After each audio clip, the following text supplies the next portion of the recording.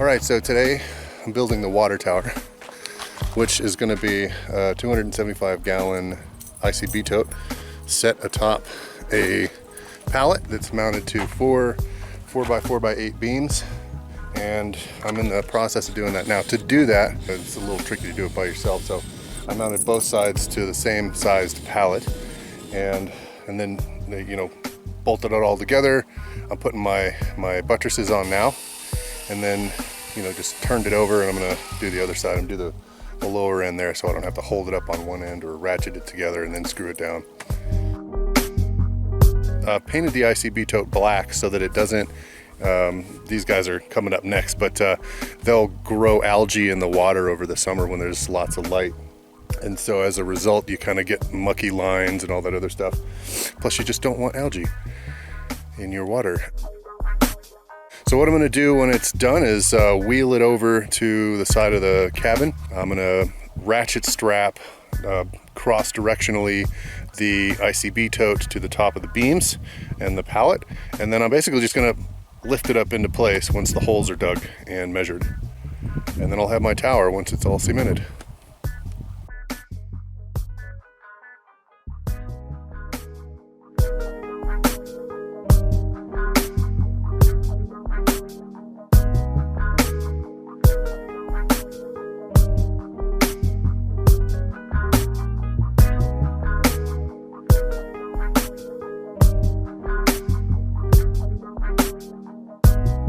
The other concern is rain and freezing temperatures. The temperature swings about 40 degrees between the hottest and coldest parts of the day, sometimes up to 50, 55 degrees, especially in this part of Arizona.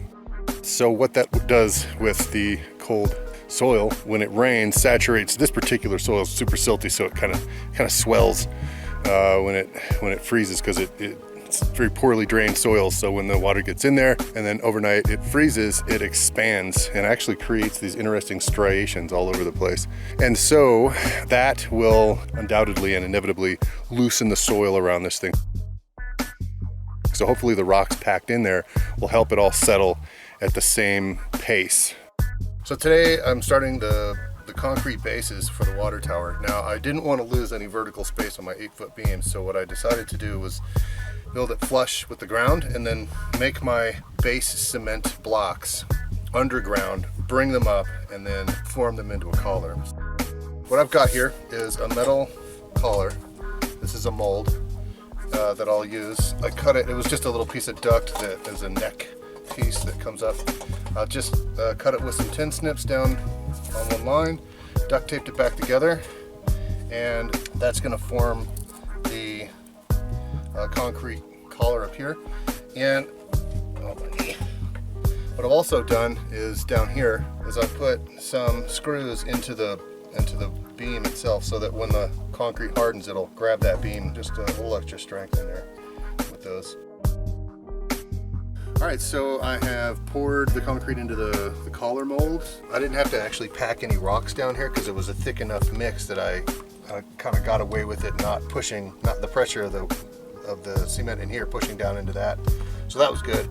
But what I'll do later is all four legs of all four pilings will be, I'll build a wooden channel and pour one square concrete, I don't know what you call it, like wall into it, so that when you step in, the whole bottom end is going to be a concrete basin, and we're going to actually collect the wastewater from the shower, filter it, and reharvest that to use in the garden or just watering the trees around here to keep those healthy.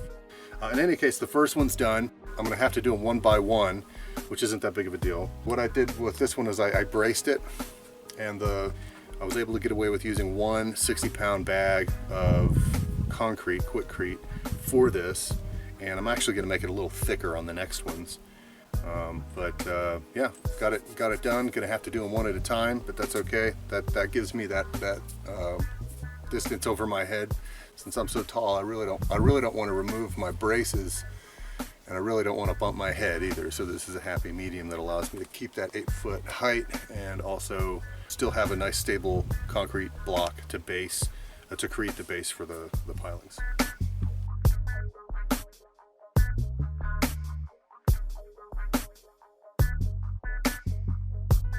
All right, so the water tower is finished. The base blocks for the pilings have all been cemented in. I used the collar to create the mold for each one of those, and it actually worked out quite well. The tower itself is just tough and sturdy as it could possibly be. And in addition to the 8 to 12 inches of concrete under them, I've brought that column of concrete up and above the soil to literally double the height and weight of the blocks. So it's nice and sturdy. It's all done. The only thing I have left to do now is build the shower. I'm going to actually remove a couple of the buttresses since they're kind of unnecessary and put an actual wall around it, which will actually add about the strength that I would have had in there anyway with the buttresses. So that's it. On to the next project.